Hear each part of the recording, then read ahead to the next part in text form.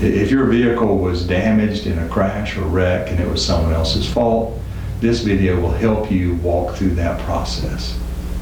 The first and most important thing is what you're entitled to. You're entitled to have the same vehicle that you had before the crash. And so what that means is, if you've got a vehicle that was damaged, the other side has to repair that vehicle to its pre-crash condition. So what does that mean? That means you can choose where it gets repaired. That means that you can, you're entitled to a rental car or the loss of use of your car while it's being repaired. And that means that if there's any residual harm from your vehicle from the crash, that you're entitled to compensation for that. So let's walk through that if it's a partial damage claim. In other words, your vehicle's not totaled. So what you're entitled to if someone else crashes into your car and damages it, you're entitled to have your car repaired. You're entitled to have a rental car during the period of time your car is not usable and it's being repaired. And you're entitled to compensation for your lost time in dealing with this, as well as if there's any problems with the title, such as if there's two cars and one's been wrecked and the other's not, usually the one that's not been wrecked will have a higher value. So you're entitled to that value as well if your car's been crashed into. Determining that, often you need to get a car dealer or someone like that to say, this is the difference in the value of the car if it had not been wrecked versus now that it has been. And sure, the adjuster may say, well, it's been repaired, so it'll be fine. But that's not the real question. The question is, what is the fair market value of your car after the crash? And if the fair market value of your car after the crash is less than it was before because of the crash, you're entitled to compensation for that as well. Now, what we've just covered is if your car is repairable. So let's go through a little bit further if your car is not repairable because it's been totaled in a crash and it's someone else's fault. If your car is totaled, the easiest thing you can do is tell the adjuster, simply replace my car. Give me the same year, make, model, amenity package that it had, that your vehicle had. Oftentimes the adjuster will say, well, we can't do that, we won't do that, we're not required to do that. And frankly, they're right, they're not required to do that. But when you ask them to do other things that they are required to do, and then they treat you like you're being greedy or the other tricks they are taught in adjuster school, you can just use this request, this sentence, to stop them.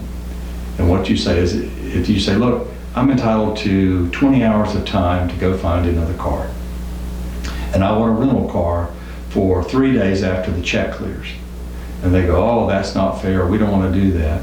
Then simply tell them, look, put the same make, model, type of car in my driveway.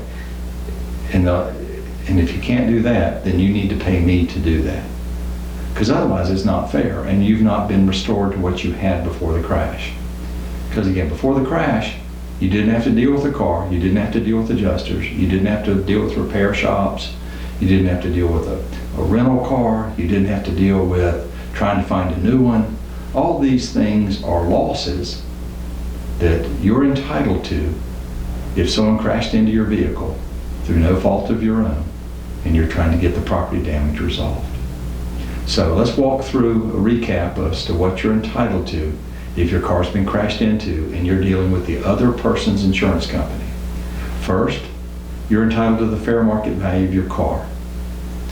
Now, how do you establish the fair market value of the car? There's a lot of different ways. I would suggest you go to a car site on the internet. Car Gurus, I mean, we're not sponsored by any of these. Car Gurus, Auto Trader, there's hundreds of them. And find out what your car would sell for in your market.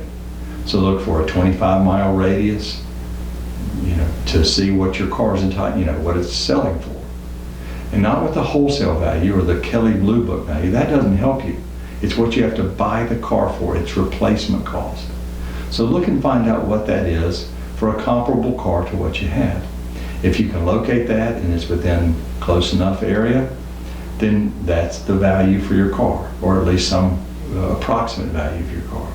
If you've had repairs or improvements done to your car that were going to last a while, you may want to include the value of those as well. So let's talk about other aspects of it. So what else are you entitled to? You're entitled to a rental car, or the loss of use of your car until you can find a new one. Frankly, if you don't have your car, then you've lost the use of it until it's either repaired or replaced. And so if it's totaled, it can only be replaced once you've been given the money to pay for your car. So your loss of use should be for 3 days after you receive the check, so the check can clear and you can get to a dealership and buy the car. In addition to the loss of use of your car, you're entitled to the loss of your time. So if it takes you 10 hours to go to the dealership, pick out a car, buy a car that's comparable, then you're entitled to the value of your time for the time it would take to get the car replaced. Also, since your car was tagged, entitled, and roadworthy, if when you purchase the car from the dealership, there's document preparation fees and there's tag transfers and things like that, then you'd be entitled to have that paid for as well. So what are you entitled to if your car's totaled? You're entitled to the same car you had in your driveway with the same amenity package. And if that can't be done, you're entitled to the compensation it would take you to obtain the same car in your driveway in the same condition it was before the crash. We hope this was helpful. It's our goal to help you with handling your claim. Most folks don't want to hire a lawyer to handle the property damage to their vehicle. There's a lot of reasons for that. We respect that. We're hoping this helps you handle this yourself. We covered only a few of the things today. There's many other aspects to handling your own property damage claim, but hopefully we've hit the high spots that'll help you through this process. Again, you didn't want the crash. It was thrust unnaturally upon you, and now you have to deal with the aftermath. And the essence of it is that the at-fault driver's insurance company should put you in the same position that you would have been in but for this crash. We hope you have a good day. This was the second in a two-part series of how to handle your own property damage claims in North Carolina. We hope this was helpful. If it was, please like us. Put a nice comment. If you have questions, we'll try and help.